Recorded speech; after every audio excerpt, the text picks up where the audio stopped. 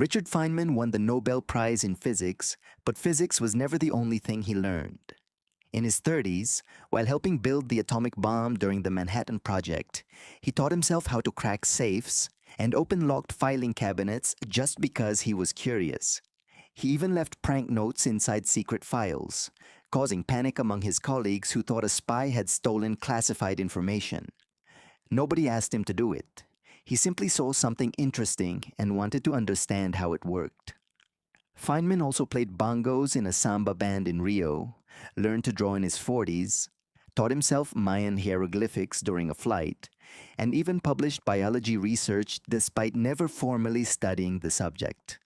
People called him eccentric, but what he was really doing was something shared by many of history's greatest thinkers, connecting ideas from different fields. Researchers spent 20 years studying Nobel Prize winners from 1901 to 2008 to discover what separated world-changing people from everyone else. They found that Nobel winners were far more likely to have serious hobbies outside their main field, including art, music, woodworking, acting, and craftsmanship. Most of them changed fields at least once during their lives. This wasn't a coincidence, it was a strategy. Leonardo da Vinci lived the same way centuries earlier. He filled thousands of pages with notes about anatomy, water, astronomy, rocks, and light.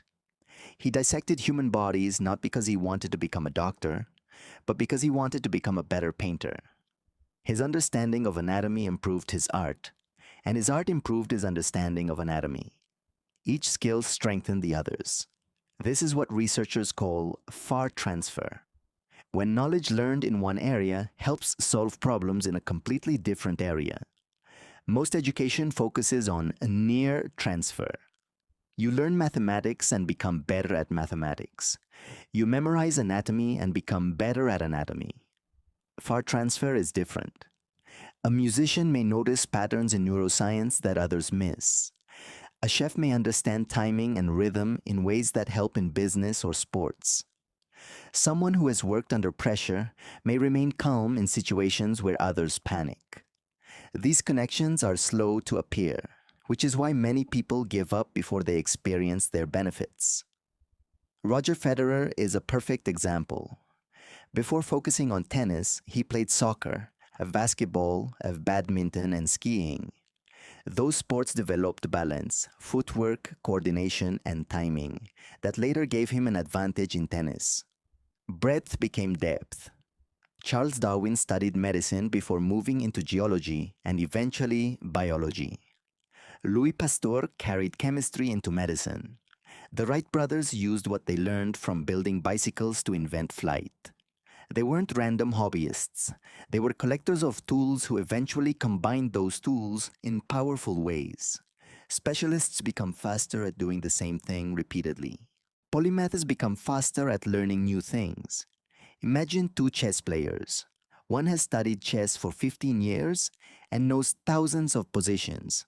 The other has only studied chess for 2 years, but also understands psychology, body language, and performing under pressure. When the game becomes tense, the second player can read not only the board, but also the opponent's emotions, confidence, and stress. They have more information available because they have more rooms in their mind connected together. A nurse once noticed that patients often showed subtle warning signs hours before a medical crisis. Doctors missed these patterns because machines were not designed to detect them. The nurse had spent time studying weather forecasting as a hobby and realized that medical emergencies often behaved like storms, small signals appearing long before disaster struck. That insight helped save lives. The problem is that modern education encourages people to choose one room and stay there forever. Human beings were never designed for that. Our ancestors tracked animals, understood weather, repaired tools, told stories, solved conflicts, and navigated by stars. Their survival depended on learning many different skills. The human brain today is the same brain they had. The next time you learn something new, don't ask, how do I learn this from scratch? Instead, ask, What does this remind me of? A language may connect to music through rhythm. Programming may connect to puzzles. Drawing may connect to observation skills developed elsewhere. The more connections you create, the faster you learn. However, there is an important difference between being a dabbler and being a polymath. A dabbler collects rooms but never connects them. A polymath collects rooms and searches for doors between them. Feynman's music did not automatically make him a better physicist. The curiosity, experimentation, and the pattern recognition he practiced through music followed him back into the laboratory. The hobby itself wasn't the secret. The way he approached the hobby was.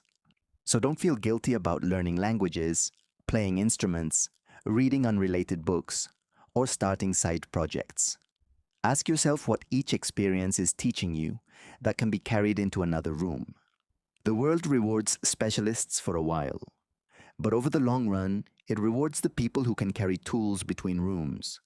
You were never designed for only one thing.